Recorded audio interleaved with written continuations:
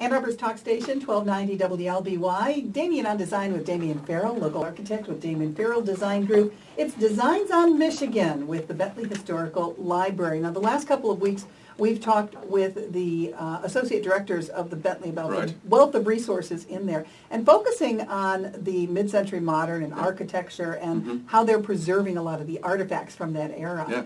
And today? Today we're taking that a little step further and deeper as we look at the work of one particular person, Gunnar Birkerts, who a lot of people will recognize and know even if they don't connect the two, but buildings like Dominos Farms, the University Reformed Church up on campus, the Underground Law Library,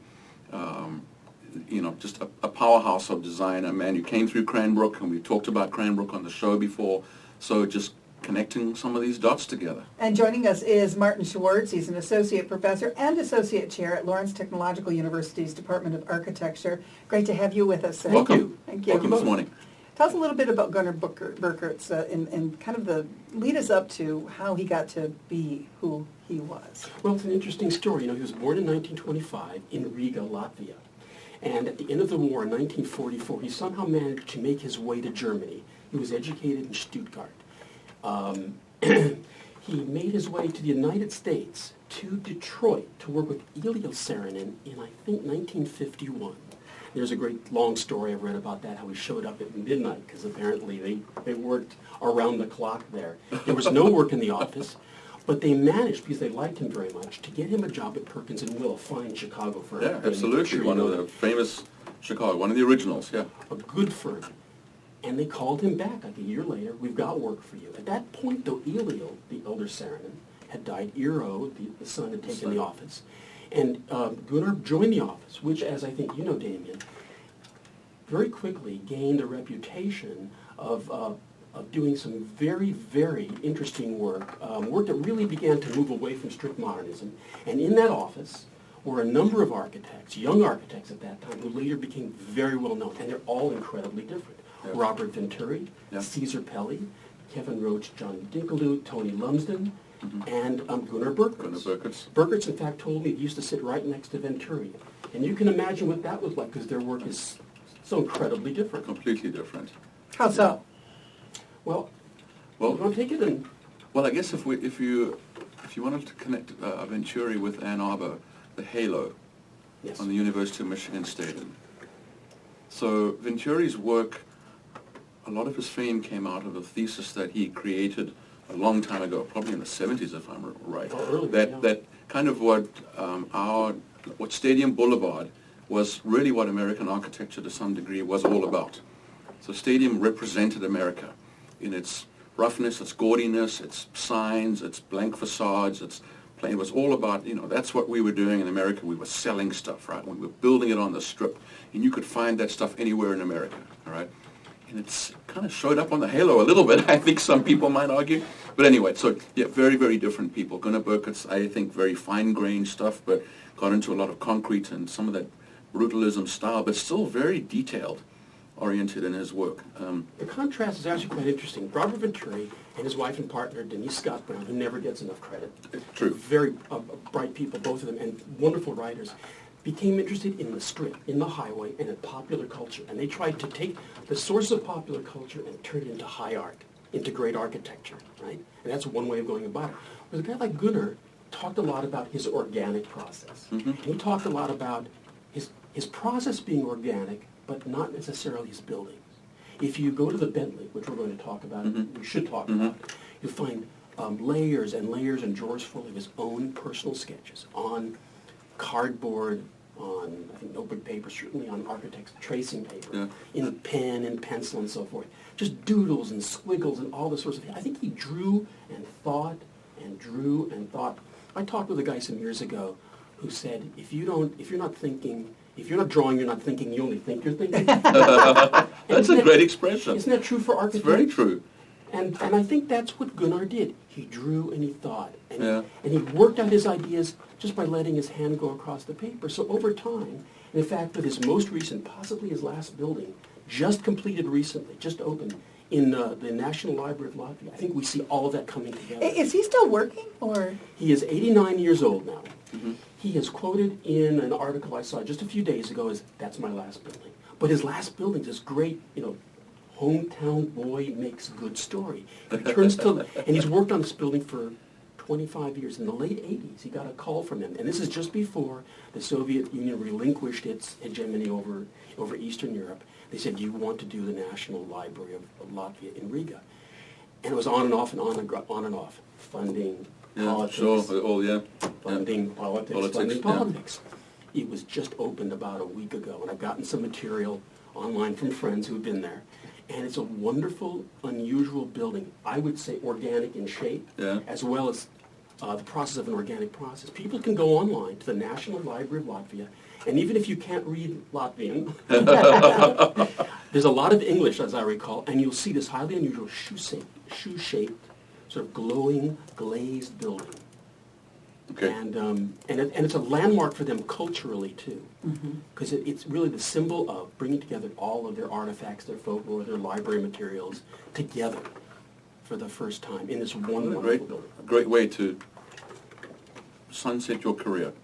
Is that a good way to put it? You can't do better than that. You can't do better than that. Actually, when I spoke to Gunnar last 2 years ago, I said something. I said, "This is the culmination. Now that you're building a great career." He says, "What do you mean culmination?" But last week what I read was he said, "This is it." He's 89. This is, And he said, "I think maybe he's going out like a great athlete saying, I'm never going to do any better." So let's talk about some of the local buildings that people know about. The Underground Library is an extraordinary structure, an extraordinary thing to have conceived. In some ways, what I would refer to as a background building, from the point of view that it's a negative building, right? It's a hole in the ground. Essentially. And for someone of Gunnar's design talent, his ego, and I don't mean that in a negative sense, there must be some great anecdotes about that building. Well, the first one is Gunnar went through a phase where he did several earth-covered or underground buildings. A couple of libraries, a beautiful little office building on Telegraph in Southfield, by the way, that he told me. I visited with him. Really? He said it's the finest interior he ever did. It's the Holtzman Silverman office. It's like maybe a 1,200 square foot little thing. But to go back to the library, to build up to that, Gunnar said that, how did he say it? Like you can't fool anybody when you do architecture underground, right? You can't make postmodernism, which he really didn't like. You can't decorate with symbols. You can't make funny shapes. It's all about space, and so it all has to be about light. Yep. And the magic of the building for me, really, is that you can go down 3 stories, and there's still daylight, a touch of daylight, which is all you need. It's all people really need to get a sense that there's an outside world, that they're not actually quite a few feet underground.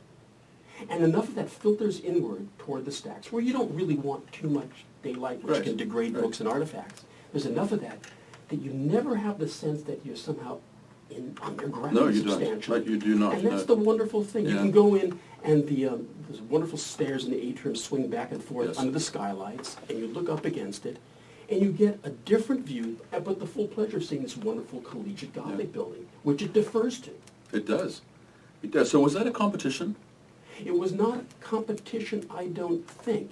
And I've read both stories, whether it was demanded that he go underground, or whether he came up with this great idea. That's where I was headed, yeah. I know what I'll do. I've never been certain about that. It may have been a meeting of the minds. I do believe he did one scheme which was above ground and was separated slightly from the existing building. So it deferred in a different way.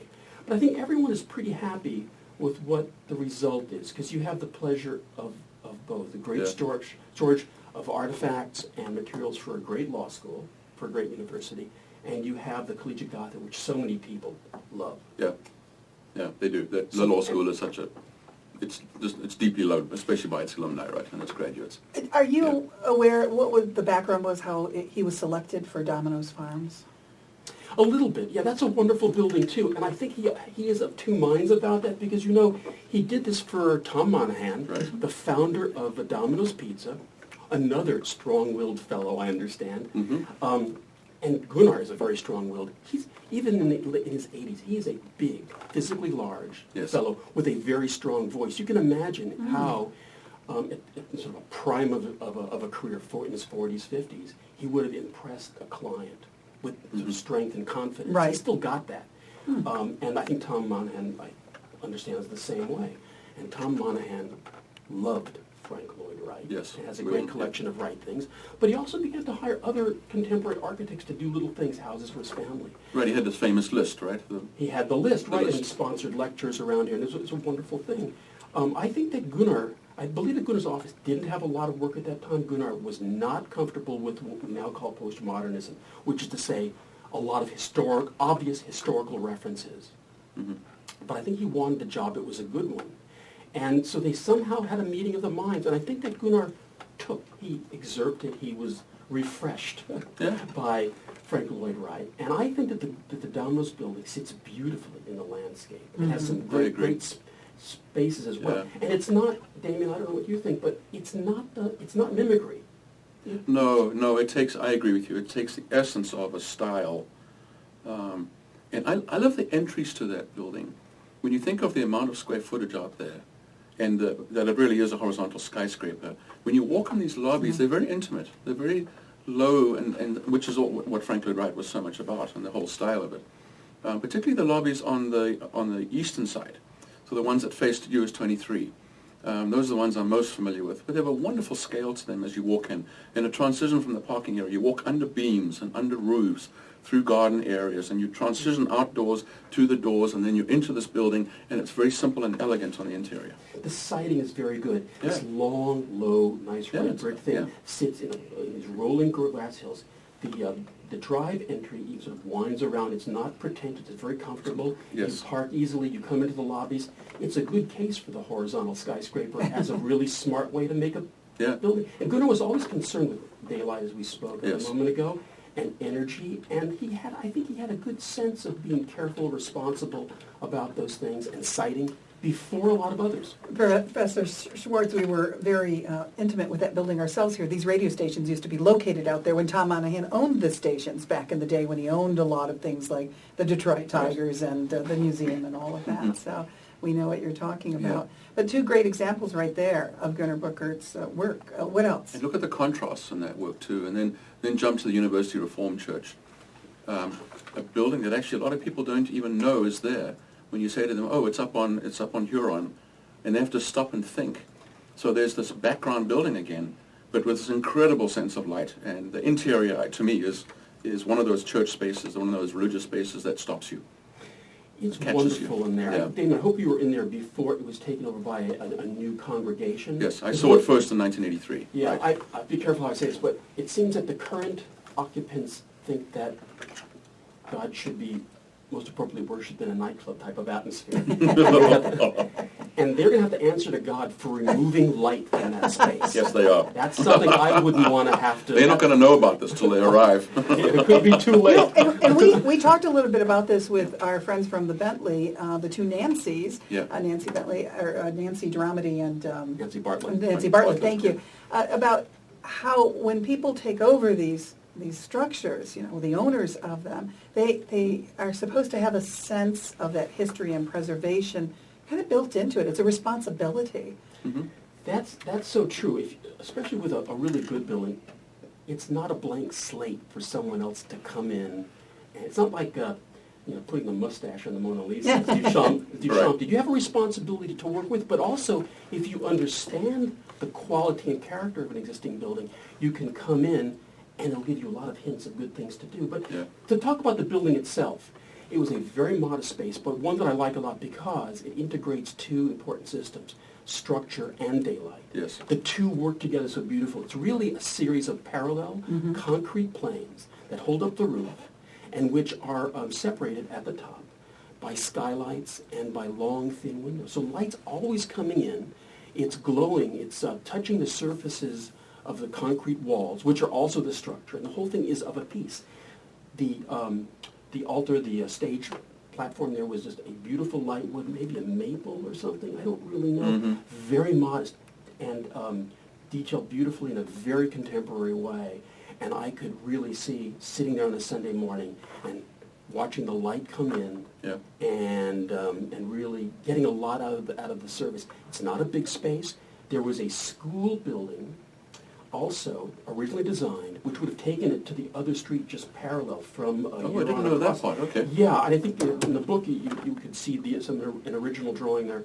They never quite got to that. I don't know why, but it would have gone from street to street right across the block. Okay. But the church is really, the sanctuary is really the important part, and it was wonderful. And I hope that maybe the current owners, or maybe if it evolves into another kind of congregation soon enough, will in fact maybe restore it at some point. That said, it's true, these skylights always leak.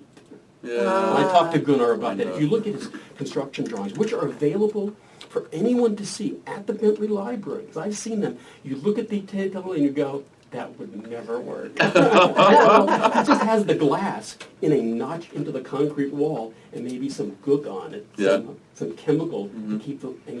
And you just hope for the best that the differential expansion of the material is not going to mess with your life. So did he not know when he made that in 64, I think, that church?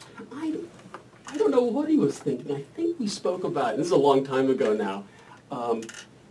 Maybe they were hoping. Maybe they didn't have the skylight technology we have now. They certainly didn't, yeah. Or maybe divine intervention, he thought, would play into it, since it was a church. We're talking about the life and work of architect Gunnar Birkerts, and our special guest today is Associate Professor and Associate Chair at Lawrence Technological University's Department of Architecture, Martin Schwartz. Fascinating discussion on this. And I asked this question last week on our show as well. When you look at Midcentury Modern and those kinds of structures, how is it that they stand up to today and they still look futuristic in many cases, all these years later? Is that more a story about how architecture hasn't evolved that much since those days? Or is it that it was just so striking of a design back then that it withstands time? Do you offer an opinion and then I'll take a turn, Damian? I have a very simple thought about it because I'm not as deeply educated about these matters as you are. But I see in residential design and architecture a very strong movement to simplifying, the downsizing movement that we've seen as not just a result of the recession, but I think I'm seeing it certainly in our work. People want simple, downsize, clean, uncluttered. We've gone through this era of the McMansion I hate that word, but everyone knows what it means. And I think as people look back, they're seeing this architecture available to them, particularly in towns here in Michigan, like Ann Arbor, like Grand Rapids, Kalamazoo, where there are some incredible examples that continue to exist. So we're living in towns that have a heightened sensibility of design, because it's a university town with a major school of architecture, schools of design, for instance, in Grand Rapids, and so on. So I think we're in a confluence, if you will, of the right things. And that's my take on it. There's an elegance, and I think people are responding to that, the light quality again.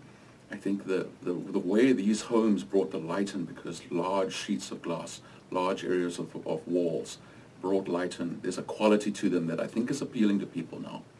And so, I got some commissions early in my career here in Ann Arbor, 20 years ago, where people would say, it's and I'm not going to mention any particular names, but they would be local architect. Because back then it was, it's one of those, and what could you do to help us fix it up?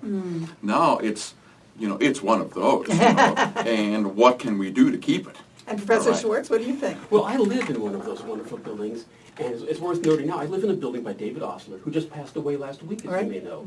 And he was really at the top of the profession for many years, because he was 93 when he passed away last week, for many years in Ann Arbor, in Michigan, in southeast Michigan, and probably should have been well known farther beyond that. So we feel that, again, we are stewards, my wife and I and my children, we're stewards of this wonderful house, which was done in 1962. Okay. And it still has that kind of elegance and clarity to it, and it's sited beautifully.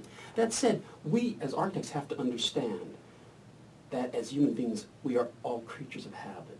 And we are comfortable with things we see around us. So, for example, the law school at UM certainly wanted to keep their collegiate Gothic. And I think I'm seeing a trend at UM to build more buildings that look like old buildings. I'm not convinced or confident in that trend at all. But architecture is a continuum. What we see now, we're still living in maybe just and still within a revolutionary period of modern architecture, when the new possibilities of materials and means and equipment and the demands of the economy push us to make bigger,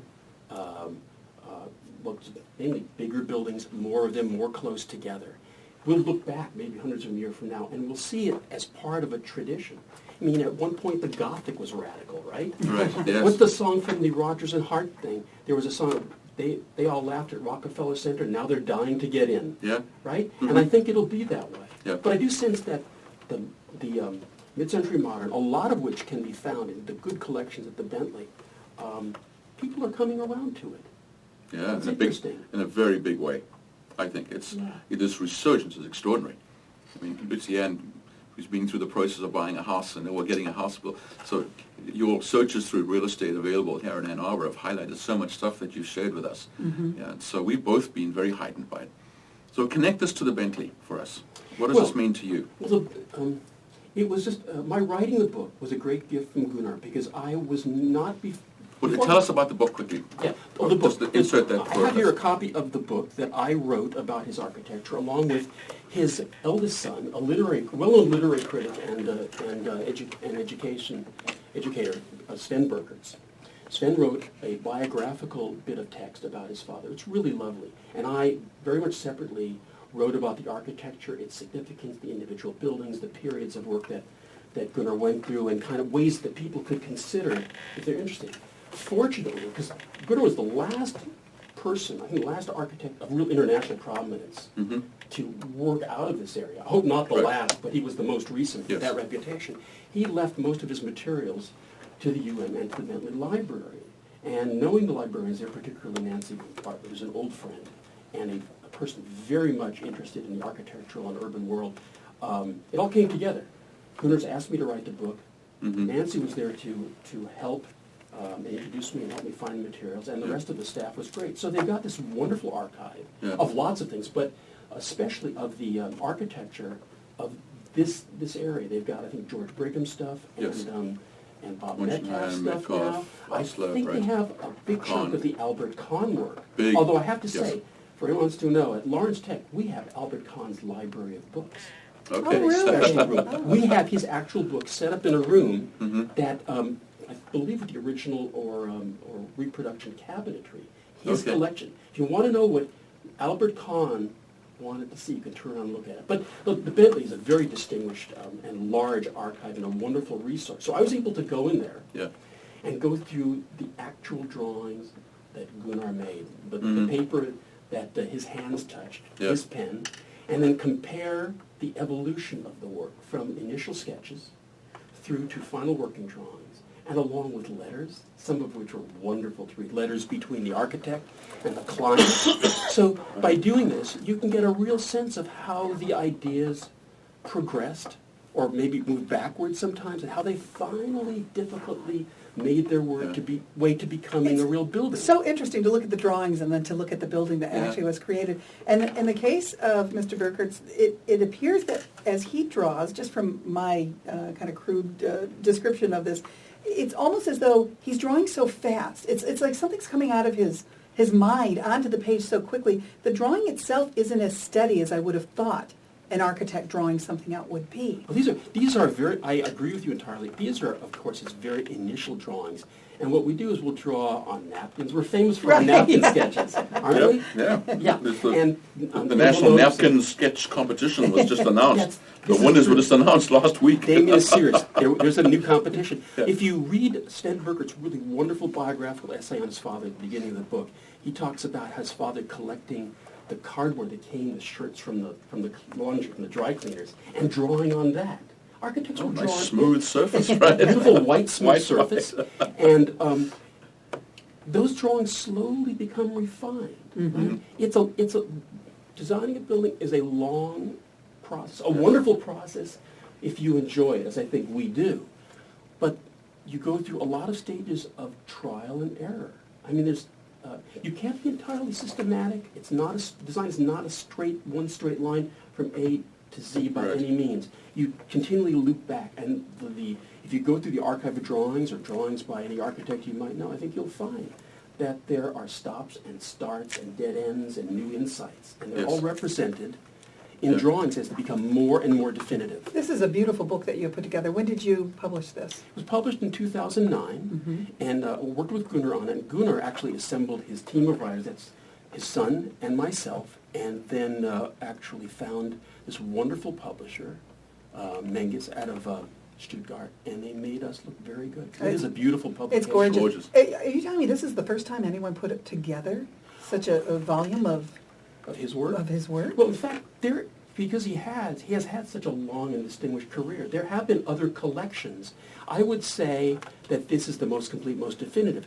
There are a few things, I think, for reasons of room and significance that were left out, but there are things that were never in the other publications, never documented nearly so completely as we were able to do here. And now I would like to be able to go to Riga, see the new library, and kind of complete my work. Obviously, it's in my mind. Yeah. And so I think there will be more published on this. There are a few things that have begun to appear. Things have been sent to me online. There was, I think, John Gallagher in the Detroit Free Press, Who we've had on the show. who frequently writes about architecture. He's a nice fellow. He had a short article this week that was then distributed online by Architectural Record, which is one of our 2 or 3 national magazines. You may have seen it as a short piece, and there are some others appearing online, and it's a really worth seeing. But there are other buildings people could see. They could go to Southfield and see the IBM building, which we were talking about a few minutes ago, which is again entirely different. And I guess it's probably worth saying that one of the most interesting and respectable things about an architect like Gunnar is he didn't do the same building over and over. No, he didn't. And yet he continued this fascination with daylight. I think it's interesting how we find ourselves in this era of leadership and environmental and energy efficiency and all this focus. Now people having to score points and actually consciously think about things like daylighting a space in order to get certain points, right? Gunnar was doing this instinctively and as a fascination right from day one in his work. He's always done the IBM building, so a big office building with a large footprint. The entire perimeter is all about bouncing light through the windows, through a curved windowsill, up through the glass, bouncing it off the ceiling and distributing it into the space. As we close the show today on Damian on Design with Damian Farrell from Damian Farrell Design Group and his special guest, Martin Schwartz, Associate Professor and Associate Chair at Lawrence Technological University's Department of Architecture. We should mention you're not only a teacher, an author, but you're an architect as well. And you made your mark. Yes, I spent many years practicing and gone back and forth between teaching and practice, and now I'm teaching and helping, I hope, to run a good program full-time. Great I'm talking sure you to will. Thank you so Thank much. you